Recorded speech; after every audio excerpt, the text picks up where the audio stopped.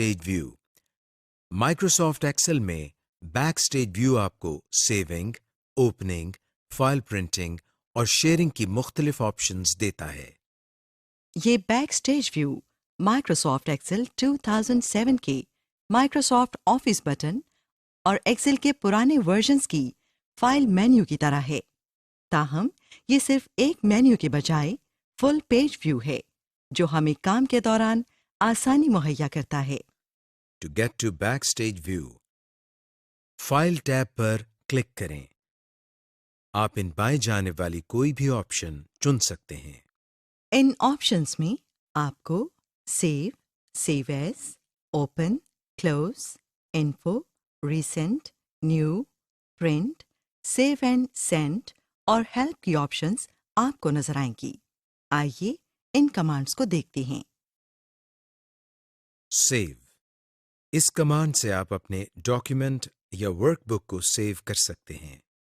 Save as, इस option से आप अपनी वर्कबुक को नई लोकेशन, नए नाम और एक्सेल के किसी और वर्जन, जिसे कंपैटिबिलिटी व्यू कहते हैं, में सेव कर सकते हैं।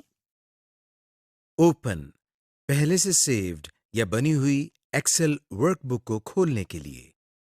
क्लोज, वर्कबुक को बंद करने के लिए। इन्फो, इन्फो की ऑप्शन से आप अपनी वर्कबुक जिसमें काम कर रहे हों की इंफॉर्मेशन ले सकते हैं और इसके साथ अपनी वर्कबुक की सिक्योरिटी सेटिंग्स भी कर सकते हैं, मसलन परमिशंस, शेयरिंग और वर्जन मैनेजमेंट वगैरह। रीसेंट, इस ऑप्शन के जरिए आप हाल ही में क्रिएट की गई फाइल्स को खोल सकते हैं। न्यू, यहां से आप नई वर्कबुक बना सकते हैं। प्रिंट, इस ऑप्शन से आप अपनी वर्कबुक को प्रिंट करते हैं। सेव एंड सेंड, वर्कबुक को सेव करके ईमेल या वेबसाइट पर सेंड कर सकते हैं। हेल्प, यहाँ से आप माइक्रोसॉफ्ट एक्सेल की मदद या हेल्प ले सकते हैं। ऑप्शंस, एक्सेल में मुख्तलिफ ऑपरेशंस और इंटरफेस की सेटिंग्स को देखने या तब्दील करने के लिए। एग्जिट्स, एग्जिट से आप माइक्रोसॉफ्ट एक्सेल को बंद करते हैं। अपने डॉक्यूमेंट में वापस जाने के लिए दोबारा रिबन पर मौजूद किसी भी टैब पर क्लिक करें। Creating and opening workbook, to create a new blank workbook, नई ब्लैंक वर्कबुक बनाने के लिए फाइल टैब को क्लिक करें। ये आपको बैक स्टेज व्यू में ले जाएगा। न्यू को सिलेक्ट करें। पहले से दस्तयाब टेम्पलेट्स में से ब्लैंक वर्कबुक को सिलेक्ट करें। ये ऑप्शन पहले से हाइलाइटेड होगी। क्रिएट पर क्लिक करें। अब आपके सामने एक्सेल विंडो में ब्लैंक वर्कबुक खुल जाएगी। To open an existing workbook, आइए अब देखते हैं कि पहले से बनी हुई वर्कबुक को किस तरह ओपन करते हैं। फाइल टैब पर क्लिक करें। यह आपको बैक स्टेज व्यू में ले जाएगा। ओपन को सिलेक्ट करें। एक डायलॉग बॉक्स ओपन हो जाएगा। अब जो वर्कबुक आपने ओपन करनी है उसे सिलेक्ट करें और ओपन पर क्लिक करें। अगर आपने हालिया बनाई हुई वर्कबुक को ओपन करना हो तो उसे रिसेंट वाले फाइल टैब से ओपन करें, न कि ओपन वाली ऑप्शन से। कंपैटिबिलिटी मोड, बाज़ औक़ात आपको ऐसी वर्कबुक पर काम करना पड़ सकता है जो एक्सेल की पुरानी वर्जन्स में बनी हो, मसलन एक्सेल 2003 या एक्सेल 2000 वगैरह। इस किस्म की वर्कबुक सिर्फ कंपैटिबिलिटी मोड में ओपन हो सकती है। कंपैटिबिलिटी मोड असल में तमाम नए और एडवांस्ड फीचर्स को डिसेबल कर देता है और उन बेसिक फीचर्स को एनेबल कर देता है जो सिर्फ किसी वर्कबुक को बनाने के लिए इस्तेमाल किए जाते हैं। मिसाल के तौर पर, अगर आप कोई ऐसी वर्कबुक खोलें जो माइक्रोसॉफ्ट एक्सेल 2003 में बनी हुई हो, तो आप सिर्फ वही टैब्स और कमांड्स इस्तेमाल कर सकते हैं जो माइक्रोसॉफ्ट एक्सेल 2003 में हैं। ये देखें, ہم نے ایک ورک بک کو کمپیٹیبلٹی موڈ میں کھولا ہوا ہے.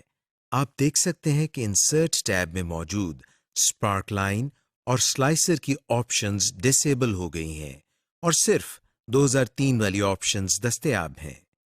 اس کمپیٹیبلٹی موڈ سے نکلنے کے لیے ضروری ہے کہ آپ ورک بک کو موجودہ ورژن میں سیو کریں، کیونکہ اگر آپ ایسی انوائرمنٹ میں کام کر رہے ہیں جہاں باقی لوگ پرانے ورژن میں کام کرتے ہیں تو یہ سب سے بہتر ہے کہ آپ ورک بک کو کمپیٹیبلٹی موڈ میں رہنے دیں تاکہ اس ورک بک کی فائل ایکسٹینشن تبدیل نہ ہو اور یہ ورک بک تمام لوگ آسانی سے ایکسیس کر سکیں. To convert an Excel work book.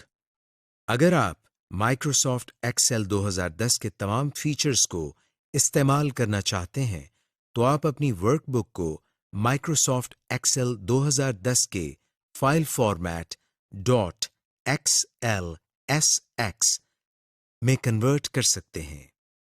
File tab per click کریں اور بیک سٹیج ویو کو ایکسیس کریں. کنورٹ کمانڈ کو ڈھونڈیں اور سلیکٹ کریں. آپ کے سامنے سیو ایز کا ڈائلاگ باکس ظاہر ہوگا. لوکیشن کو سلیکٹ کریں جہاں آپ نے اپنی فائل سیو کرنی ہے. فائل کا نام دیں اور سیو کو کلک کر دیں. آپ کی ورک بک نئی فائل ٹائپ کے ساتھ سیو ہو جائے گی. Cell basics. اب آپ کو جاننے کی ضرورت ہے کہ آپ مائکروسافٹ ایکسل 2010 میں سیل پر کیسے کام کر سکتے ہیں تاکہ آپ ایکسل میں کام کرتے ہوئے مختلف میتھمیٹیکل آپریشنز جیسے کیلکولیٹ، اینالائز اور آرگنائز وغیرہ پرفارم کر سکیں. اس لیسن میں آپ سیکھیں گے کہ سیلز کو سلیکٹ کیسے کرتے ہیں، ان سیلز میں کانٹینٹ یا مواد کیسے انسرٹ کرنا ہے، سیل کو ڈیلیٹ کرنا، سیل کو کٹ، کاپی، پیسٹ کرنا، سیلز کو ڈریگ یا ڈراپ کرنا، فل ہینڈلز کی مدد سے سیلز کو فل کرنا. Introduction to cells and cell content. Cells Microsoft Excel کی ورک شیٹ کی بنیادی اکائی ہیں. سیلز میں آپ ٹیکسٹ، فارمیٹنگ، ایٹریبیوٹس، فارمولاز اور فنکشنز کو ڈیٹا کے طور پر انسرٹ کر سکتے ہیں. ورک شیٹ میں موجود ان مستطیل نما یا ریکٹینگولر باکسز کو سیل کہا جاتا ہے. رو اور کالم کے انٹرسیکٹنگ پوائنٹ پر سیل بنتا ہے. ہر سیل کا نام اور ایڈریس ہوتا ہے جہاں کالم اور رو انٹرسیکٹ کرتے ہیں. اس پوائنٹ کا جو ایڈریس بنتا ہے وہی اس سیل کا نام ہوتا ہے. سیل کا ایڈریس یہاں اوپر نیم باکس میں ظاہر ہوتا ہے. یہ دیکھیں C5 سیل اس وقت سلیکٹڈ ہے. آپ ایک وقت میں ایک سے زیادہ سیلز بھی سلیکٹ کر سکتے ہیں. 2 یا 2 سے زیادہ سیلز کا گروپ سیل رینج کہلاتا ہے. جب آپ ایک سے زائد سیلز کا ایڈریس دینا چاہتے ہوں تو آپ کو یہ سیل رینج مدد کرے گی جس کے ذریعے آپ ایک سے زائد سیلز کا ایڈریس دے سکتے ہیں. اس طریقے میں آپ سیل رینج کے پہلے اور آخری سیل کا ریفرنس دیتے ہیں اور اس کو کالم کی مدد سے سیپریٹ کرتے ہیں.